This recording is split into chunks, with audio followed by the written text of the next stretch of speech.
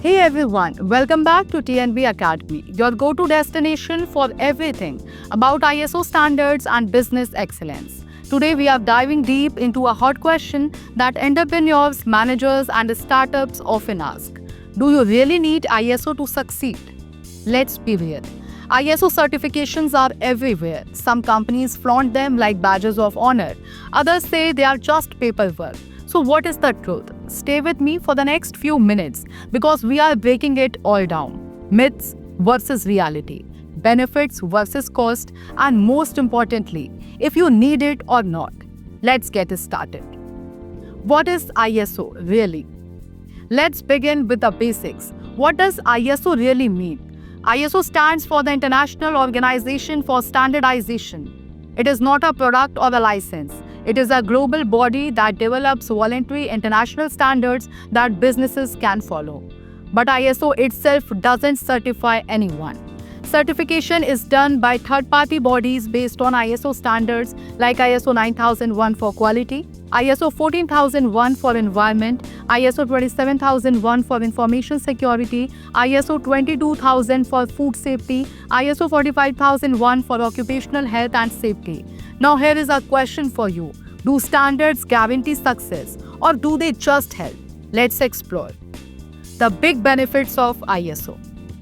So what happens when a company implements ISO properly? Here is what they usually gain.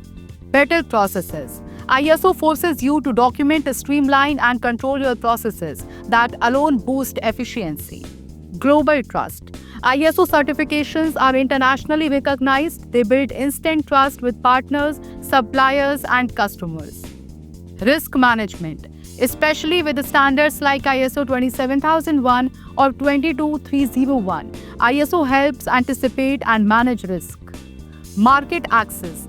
Many government tenders and international contracts require ISO certification. No ISO is equals to no entry. Internal culture. It instills a culture of continuous improvement in your team. Think about it.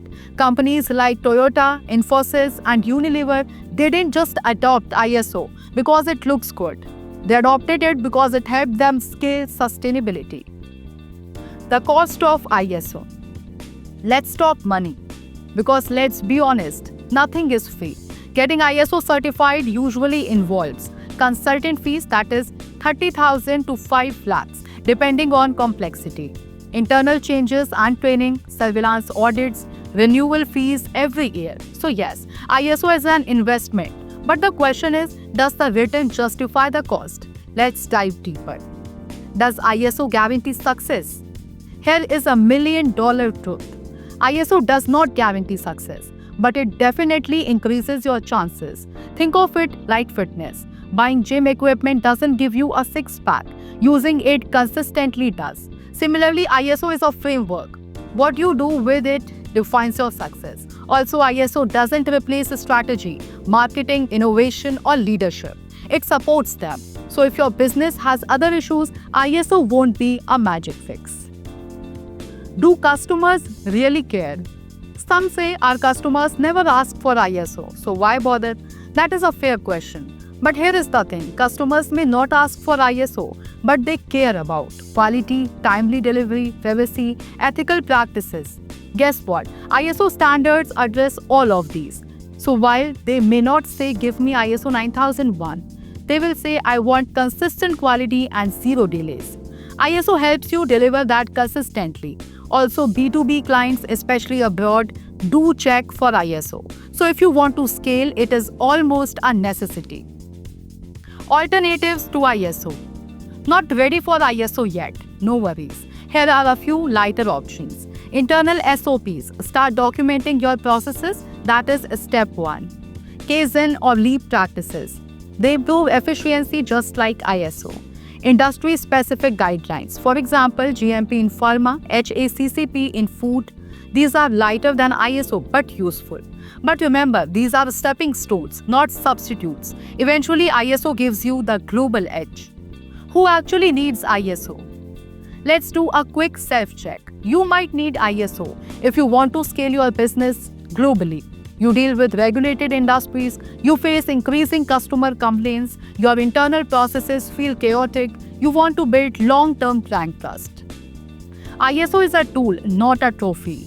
So here is the final word. ISO is not a trophy you hang on the wall.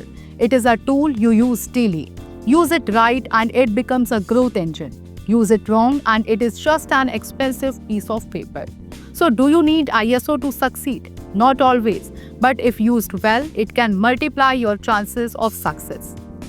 If this video helped clear your doubts, hit that like button. Got questions? Drop them in the comments below. I respond to each one personally. And don't forget to subscribe to TNB Academy for more powerful insights on ISO, compliance and growth strategies. Remember, success comes from systems, not shortcuts. And I will see you in the next one.